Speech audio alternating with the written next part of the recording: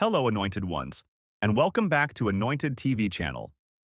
The Daystar controversy continues to escalate, and this time, Rachel Lamb, the younger sister of Jonathan Lamb, is in defense mode as she tells her side of the story. In today's video, we'll explore Rachel's reaction to the allegations made by Jonathan and Susie Lamb, her defense of their mother Joni Lamb, and Pete, who is alleged to have abused Jonathan's daughter.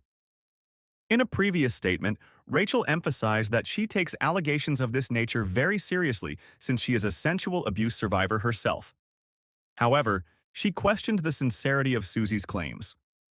After Daystar gave a response to the many accusations against them, Julie Roys, who first broke the story, made a retraction on her initial article providing more details to the saga. This has given Rachel Lamb an entry point to tell her version of the story about what transpired on the said day Pete was found in the same room with Jonathan and Susie's daughter. She started by sharing the breaking news that Julie Roys had issued a retraction on key elements of the article she wrote about her mom, Joni, and her family. She proceeds to say that there is a lot more to this story. Here's what you need to know. The correction that Julie added to her article was, "Our initial report said Pete was alone in the room with Jonathan and Susie's daughter. Pete was holding a baby in his arms, and Jonathan and Susie's son was on a bunk on the opposite side of the room. This came from the retraction demand letter that Daystar sent to her, and also shared by Joni on her Table Talk TV show.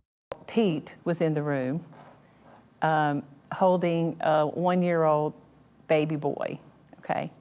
Grandson and Pete, and Pete had the baby. The grandson, Pete, and the baby. Now, all those details have been left out. Yeah, exactly.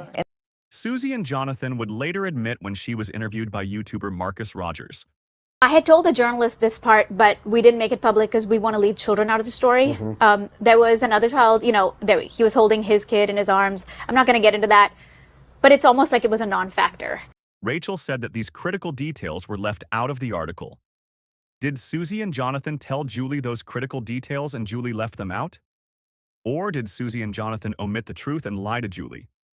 In her conclusion, Rachel says, either way, this completely shatters the credibility of the article. Rachel then proceeds to share her version of the story as follows. Declaration of facts.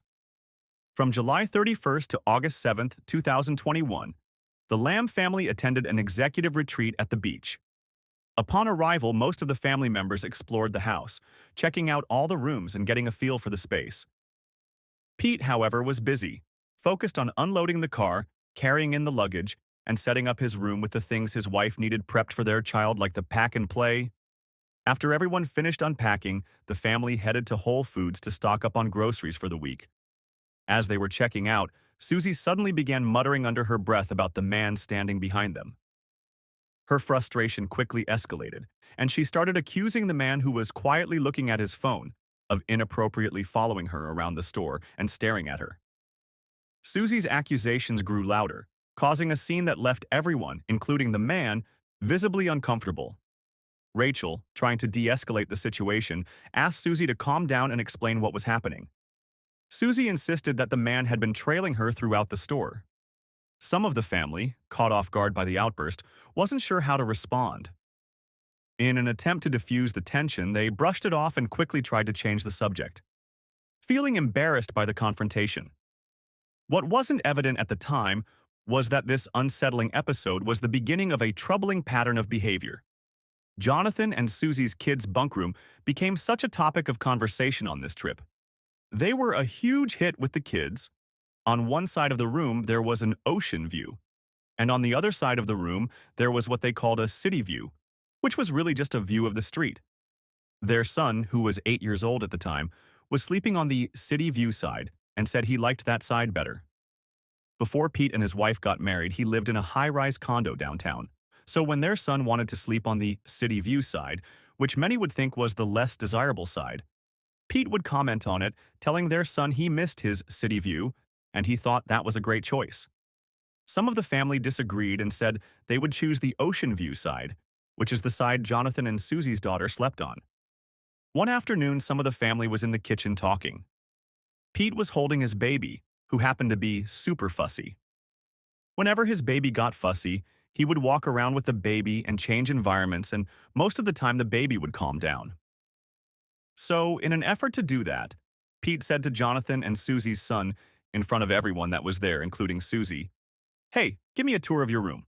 I want to see this city view you keep telling us about." Their son was really excited and happily took Pete upstairs to show him his space. Jonathan and Susie's daughter went along with them at the same time. As Pete is holding his child, their son showed Pete the ocean view, and then, of course, over to see his city view, which he was so proud of. While Pete was reaching over to open the blinds to see the city view, Jonathan and Susie's daughter got undressed on the other side of the room behind them and was changing into her swimsuit for the day to go to the beach. At that exact time, Jonathan walked up and saw his daughter changing and exploded at Pete and accused him of doing something inappropriate even though his back was completely turned and he was holding his child. Totally taken off guard and confused at Jonathan's over-the-top reaction towards him, Pete immediately apologized and said, "Sorry, man, I had no idea she was changing. My back was turned. I'm sorry." Rachel continues to share more critical details that, according to her, were intentionally omitted to manipulate the narrative. A 5-year-old child changing into her swimsuit for the day while her 8-year-old brother was present, and Pete was holding a fussy baby, is not child sexual abuse. Yet these key facts were conveniently left out to craft a misleading headline. Jonathan and Susie deliberately twisted the facts of this innocent situation to fit a narrative they've been pushing for months. But the truth is, their claims don't hold up under scrutiny. Logically speaking, if Pete had any inappropriate intentions, why would he openly ask Jonathan and Susie's son for a tour of the bunk room in front of Susie? Someone with harmful intent wouldn't announce such a request so blatantly. Furthermore, why would Pete choose to hold a fussy baby, guaranteed to draw attention with noise, while allegedly planning something inappropriate? And why would he do this in the presence of an 8-year-old boy, who is clearly old enough to recall and report what he would have witnessed? These omissions and distortions aren't just irresponsible. They're a calculated and deliberate attempt to smear someone's reputation without evidence. The reality is, their allegations lack any basis or substance. Jonathan and Susie knew that if these critical facts were included, their narrative would fall apart. To sustain their false accusations, they intentionally left out key details, twisting an innocent situation to appear far more sinister than it truly was. She then talks of video evidence of the room that would corroborate all this.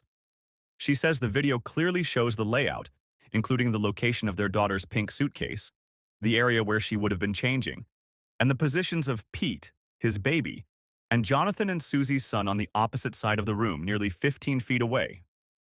The room was spacious, and the area where their daughter would have been changing was behind a dresser, making it nearly impossible to see her, even if someone had been looking in that direction, which Pete wasn't. His back was turned, and he was focused on holding his baby while opening the blinds to see this city view Jonathan and Susie's son kept telling him about, which was the sole reason he went upstairs in the first place. The attempt to omit these crucial details and create a false narrative underscores their willingness to mislead and distort the truth for their own agenda. These facts reveal not only the innocence of the situation, but also the lengths to which they went to manipulate perception and smear Pete's reputation. There you have it, Anointed One. Rachel is all out sharing her side of the story in defense of Pete and her mum Joni. Rachel's statement adds another layer to this family saga, raising questions about who is telling the truth. Is it true, as Rachel suggests, that Jonathan and Susie are hiding some details to skew the story in their favor? What do you think?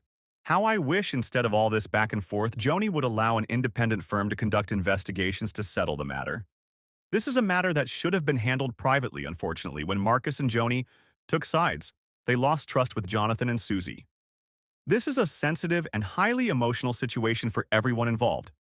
What are your thoughts on Rachel Lamb's response and the evidence she's presented? Let us know your thoughts in the comments below. Thank you for watching. Don't forget to like, share, and subscribe for more updates on this developing story. You are blessed,